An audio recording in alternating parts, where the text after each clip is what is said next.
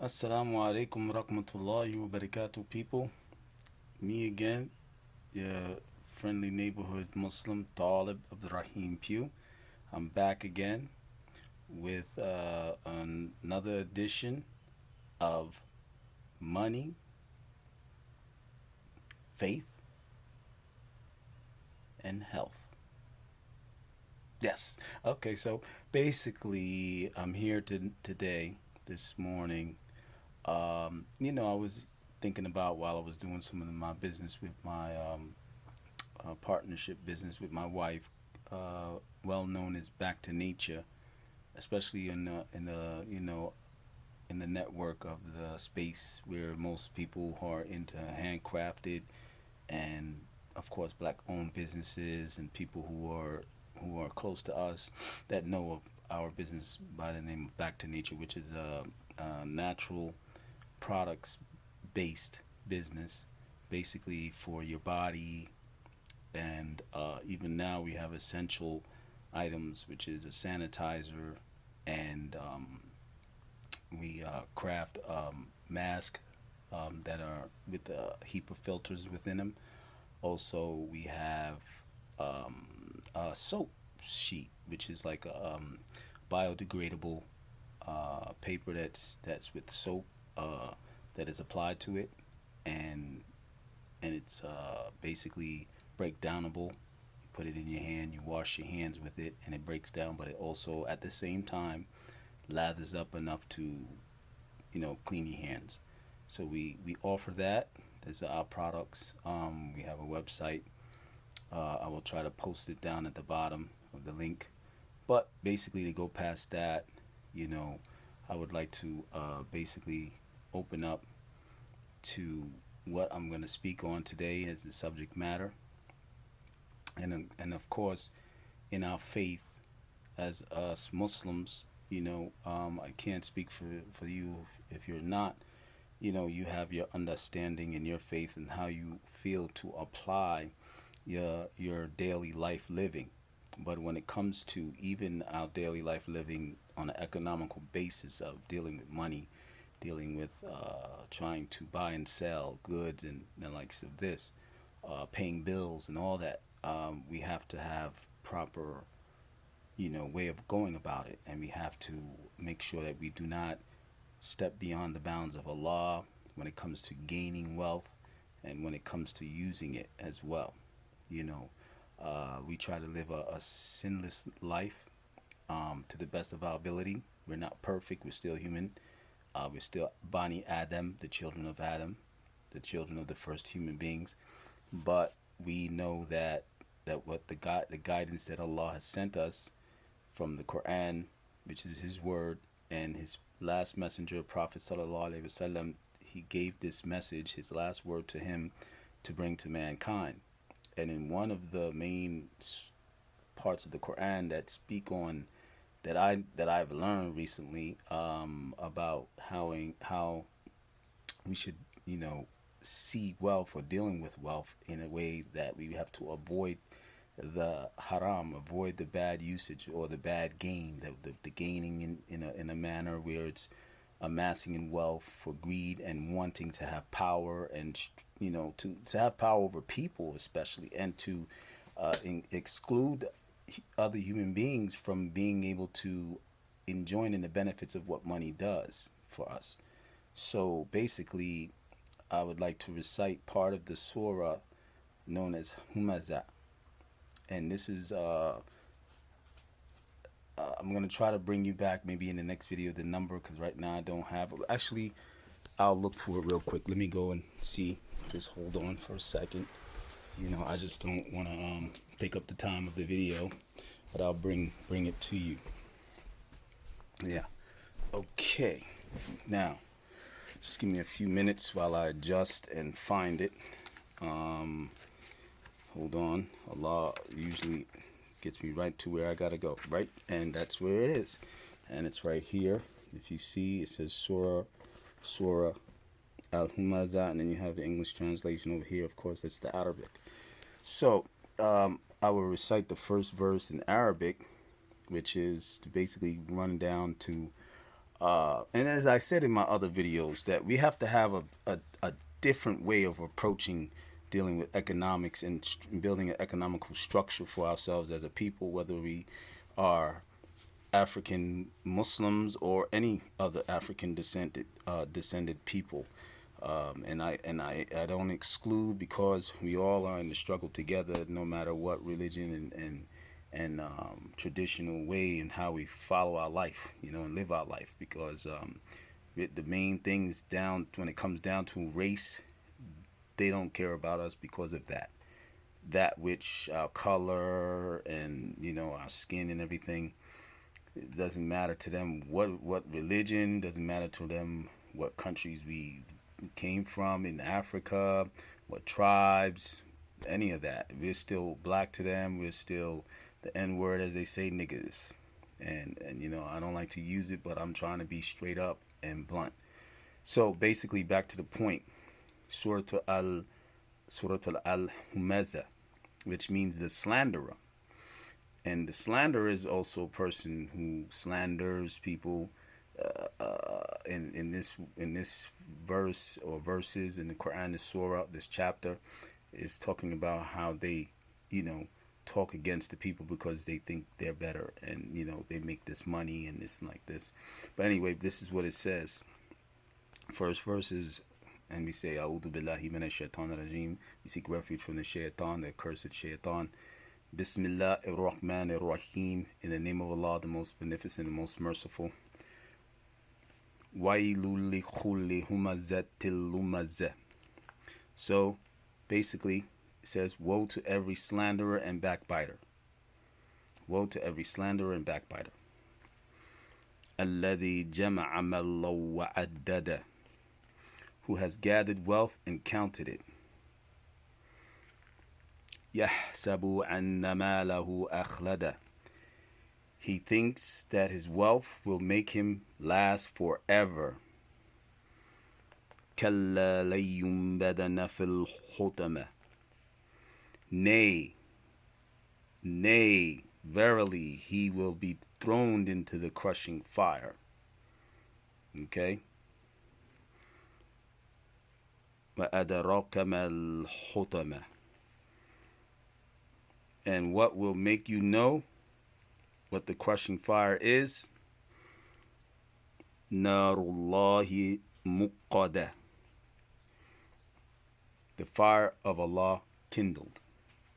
So we will leave it right there. It's just those 5 verses, and I'm not even going to have to finish it, because clearly it's enough to know that we have to be fearful of Allah first. And when it comes to our economical position, we have to be fearful of Allah and how we think in our minds, because some of this disease called and known as arrogance sets in. And of course, arrogance breeds vanity as well. Vanity is a trait of arrogance. You understand? So you think you got it all, you got all the money, and now you at the top status, this and that. This is what you was brought up and raised in. It's a society such like as here, America, KKK. And we don't, we don't all understand that, but those of us who know, and may Allah guide you to Islam, and you can learn it just as on a balanced basis. Not to say, okay, well, the white man is the devil, this and that. No, to say that any human being that has this in their heart, arrogance, and as it says, when Allah is saying this, He's speaking to human beings. He's not speaking to just black people. He's not speaking to just white people. He's not speaking to just Chinese people or any other race. He's speaking to mankind and letting you know that, beware of being a slanderer and a backbiter. You talk about people, think that you're better. You talk down about people because they don't have money. People are poor and this and like this. You look down upon the people. And later on I can go into the history and let you know from the Prophet's position of where the meanings and the understanding of these surahs. I'm just breaking it down basically, but as a basis of what's come from right here and what I understand and learn from it. But the also the part of gathering wealth. Again, you cannot gather wealth beyond the means and beyond the what is pleasing to Allah, but beyond the bounds that is pleasing to Allah, and then when you go beyond it, is displeasing to Allah. You you cannot go beyond those bounds and displease Allah, because then you're gonna lose. And you know, if you think your wealth is gonna make you last forever, you're wrong, because you're gonna die. That's the reality. At the end of the day, you're gonna die, and that wealth that you might have left, because you're gonna leave it, you can't take it with you. And even if the people stash it and stuff it into your you know your coffin, that's what the kuffar, that's what the non-Muslims do. The Muslims, we know better. We don't do none of that. We just wrap the body. The body gets scented and cleansed and all that, and it gets wrapped and it gets put simply in a simplistic manner into an enclave of your burial area. And of course, it's an Islamic way of how it goes, an Islamic law that is applied, how we get buried. So riches and all that, and then all the stuff that the people put in their graves with the people, where they might set up mausoleums. I don't, I'm not putting anybody down, but that's my reality of what I know is what we come with this within Islam, as a simplistic manner of burial, because Allah, ultimately we're going to return to Him. We're going to return to Him, and we're going to return to Him in the ground or in the air, whatever, however we go. If we even get disintegrated, our ashes, as they say, ashes and ashes, dust to dust, we're going to go in the air, or we're going to go into the ground still, again, because the dust goes down, eventually. So basically, that's those two verses. And then the third verse, he thinks that his wealth will make him last forever. And like I said, no, it will not. And then the last two verses, nay, verily, he will be thrown into the crushing fire. Know that the hellfire is waiting for all of us. And may Allah protect us from that. Ameen. For the Muslims, of course, that we know better to not, to be aware of it. And so we live our life to not find ourselves into that position with our Lord at the end of our life, when it comes to where we'll go and enter that place, which is going to be the worst place you can ever live and know about in your life as a human being. Okay? And then Allah is the one who is the owner of the fire there. He's the one who created it, and He created the hellfire. He created paradise as well, which is the opposite of the hellfire. It's the most beautiful and harmonious and peaceful and tranquil bliss. All of that, and then some. I can't even describe anymore, because only Allah's description of what He says from the Quran, and even some of the prophets before that spoke about paradise. Even Jesus spoke about paradise. All the prophets, and many of you Christians know that Jesus spoke about paradise. You just have a different understanding than what we have. But the basis is there. And those of you who are into traditional, and I learned it, and some of you might be watching it, because this is also going to be geared up to the African diaspora and people who are striving to make hijrah as Muslims, for us, to the lands of the African Muslim lands. And those of you that are not Muslim, they're going there just for your African descent, and because of your African heritage and your ancestral acknowledgement. I don't like to put anybody's worship down, but you do worship them. So that's your understanding, that's your way. But just to know that you're going to a Muslim land like Gambia, there's going to be some boundaries, because we don't believe in shirk. We don't believe in worshiping human beings that were ancestors. We don't worship our ancestors. We acknowledge their existence, that they had and what they did and the things they did, but we don't worship them. So, that's another difference of when it comes to us. But I'm just making that note is because we have to get away from that which we think is going to benefit us. And Allah is the only benefiter. He's the benefactor. And He's or the creator, or God, however you want to call the creator, that is meaning of Him being one. You don't want to call Him anything that is outside of the oneness that He has. So let's hopefully come together on that. That's correct. That which is correct that we have to apply. But also knowing that you cannot do nothing without Allah. And if you think you're doing it and you're going to succeed, we as a people are going to succeed without the guidance of our Creator, without the blessings of our Creator, without the overseeing and true provisions of our Creator. He's the provider. Al-Razak. Al-Razak. That means the provider. He's the true provider. The water, the earth, what comes out of it, he made it. He made the sun, the shine, the radiantness, the light, the the vitamin D, all the things and properties that come from it, and also what it can also do to us to destroy us. He created the moon and the universe out there beyond.